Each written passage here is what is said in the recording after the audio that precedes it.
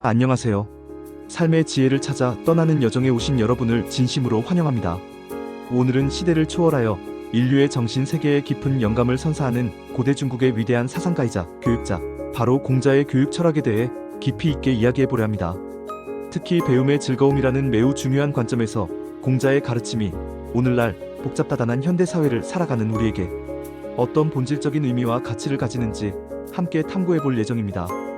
우리는 종종 바쁘고 숨가쁜 일상 속에서 배움을 그저 의무적인 과정으로 인식하거나 때로는 치열한 경쟁에서 우위를 점하기 위한 도구로만 생각하기 쉽습니다.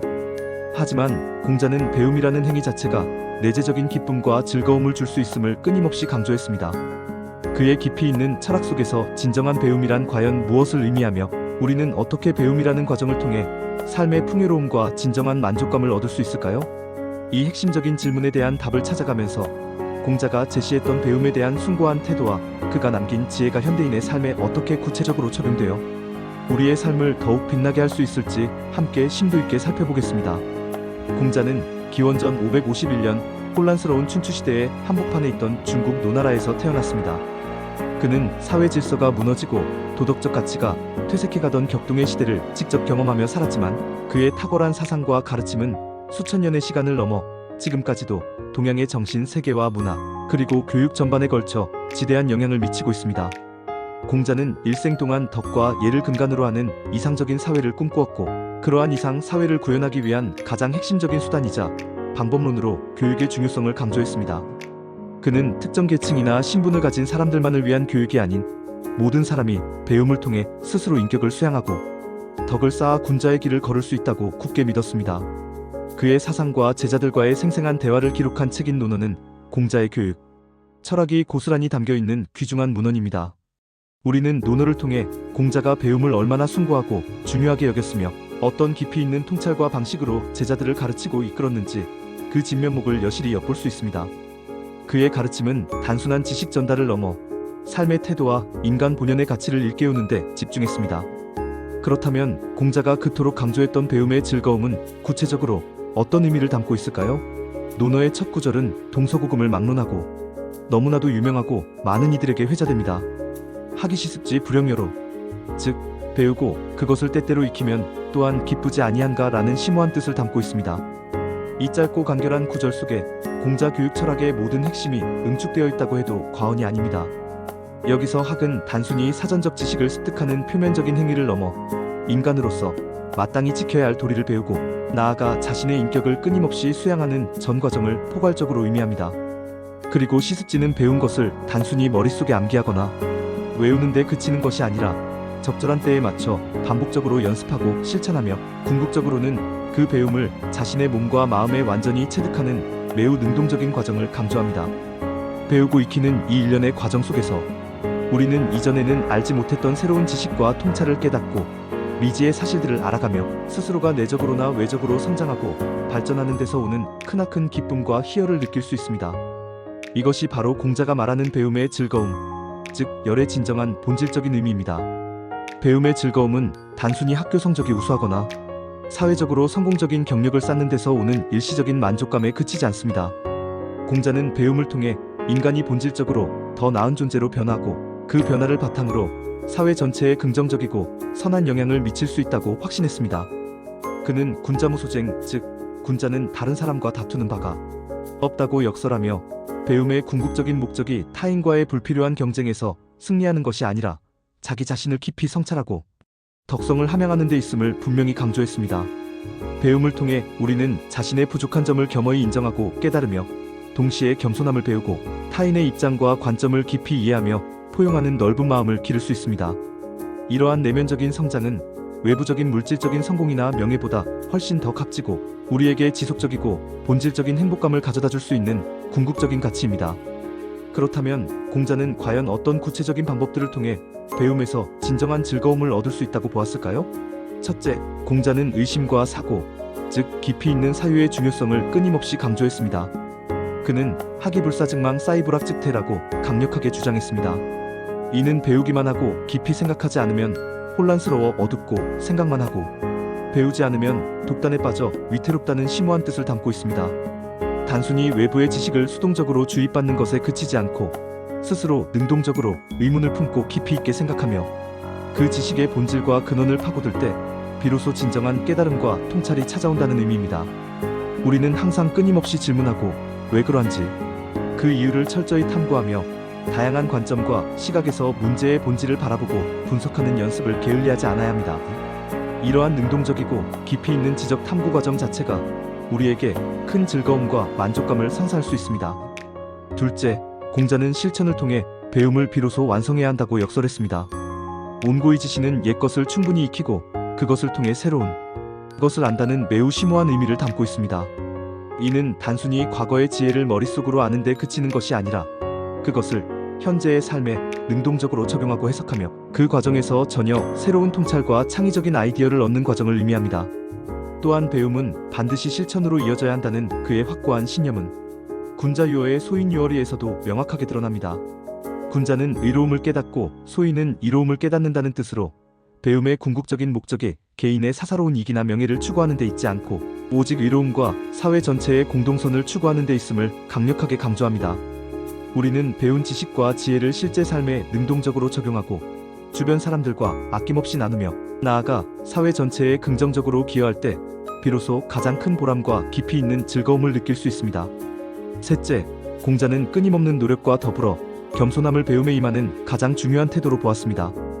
그는 아는 것을 안다고 하고 모르는 것을 모른다고 하는 것이 진정으로 아는 것이다라고 말하며 자신의 부족함을 솔직하게 인정하고 겸허한 자세로 끊임없이 배우려는 태도의 중요성을 거듭 강조했습니다. 또한 지지자 불효지자 호지자 불효락지자 라는 매우 유명한 말은 단순히 아는 사람은 그것을 좋아하는 사람만 못하고 좋아하는 사람은 그것을 진정으로 즐기는 사람만 못하다는 뜻입니다. 이는 강압적이거나 억지로 배우는 것보다 스스로 배움 자체를 즐기고 사랑하는 마음으로 능동적으로 임할 때 훨씬 더 큰 성과와 놀라운 발전뿐만 아니라 내적인 만족감까지 얻을 수 있음을 명확하게 보여줍니다. 즐기면서 이루어지는 배움은 단순한 노력을 넘어 강렬한 몰입과 뜨거운 열정을 자연스럽게 동반하며 이는 결국 지속적이고 폭발적인 성장과 발전을 가져옵니다. 넷째, 공자는 타인과의 깊이 있는 교류 속에서 진정한 배움의 즐거움을 찾았습니다. 그는 풍유자원박내 불영락호, 즉 마음을 터놓을 수 있는 벗이 먼 곳으로부터 찾아오니 또한 즐겁지 아니한가라고 말했습니다.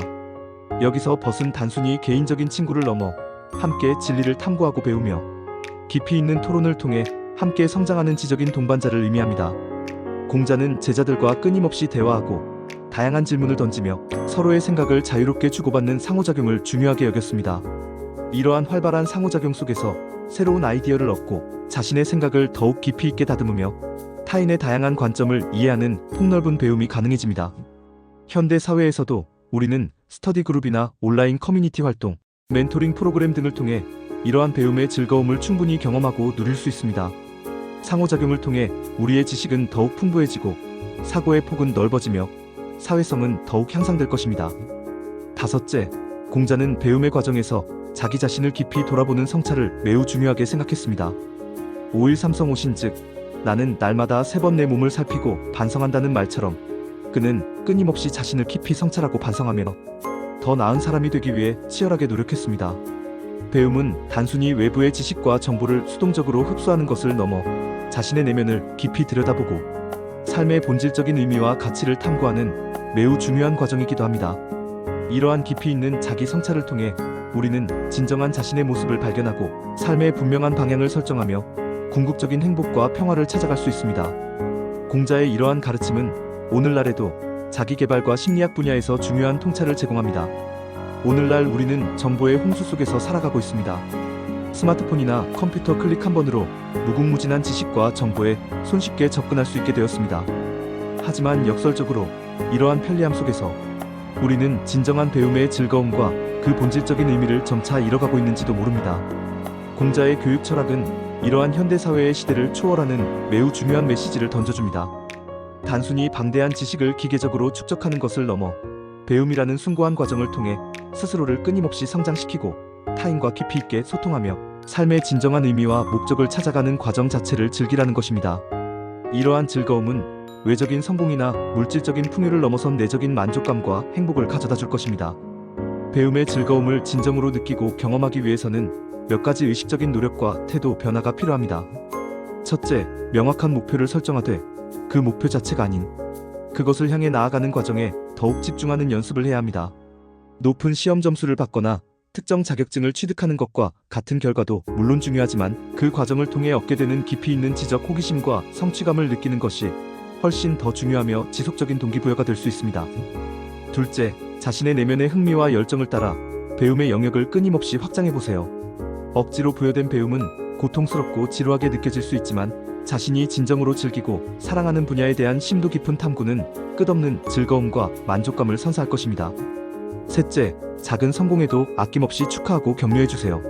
배움의 과정은 때로는 예상치 못한 난관에 부딪히거나 지치고 힘들 수 있습니다. 그럴 때마다 작은 성취라도 스스로 인정하고 진심으로 축하하며 다음 단계로 나아갈 수 있는 강력한 힘과 용기를 얻어야 합니다. 넷째, 다양한 배움의 기회를 적극적으로 찾아보세요. 정규학교 교육뿐만 아니라 폭넓은 독서, 수준 높은 강연, 흥미로운 온라인 강의, 관심사를 공유하는 동호회 활동 등 다양한 채널을 통해 새로운 지식과 값진 경험을 쌓을 수 있습니다. 이는 우리의 시야를 넓히고 새로운 가능성을 열어줄 것입니다. 마지막으로, 배움을 삶의 본질적인 일부로 자연스럽게 받아들이세요.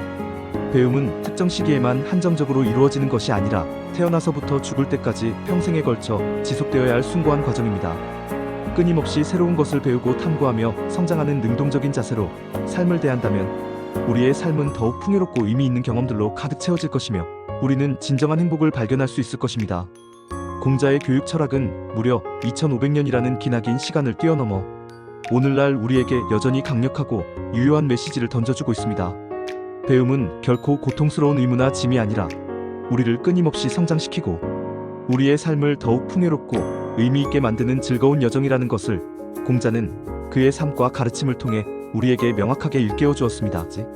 오늘 이 소중한 시간을 통해 여러분도 배움의 진정한 즐거움을 깊이 깨닫고 공자의 숭고한 지혜를 여러분의 삶에 적극적으로 적용하여 더욱 행복하고 의미 있는 삶을 살아가시기를 진심으로 바랍니다. 긴 시간 경청해 주셔서 대단히 감사합니다. 다음에도 더욱 유익한 주제로 찾아뵙겠습니다.